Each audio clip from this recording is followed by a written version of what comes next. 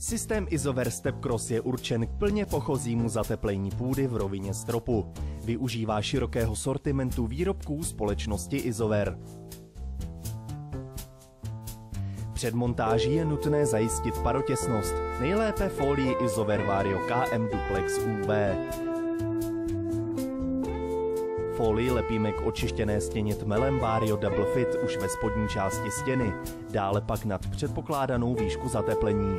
Plošné spoje se přelepují páskou Vario KV1, vždy na lesklou stranu folie.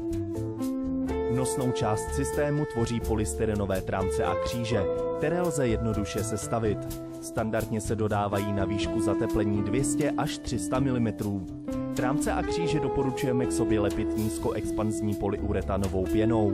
V případě nerovné půdy je můžeme dle potřeby zbrousit a budoucí podlahu tak vyrovnat. Tímto způsobem sestavíme nosní rošt. Vhodné rozestavění je při zachování světlé vzdálenosti mezi trámci 590 mm, ideální pro vkládání desek Isover Orsic nebo Isover Uni bez dalšího formátování.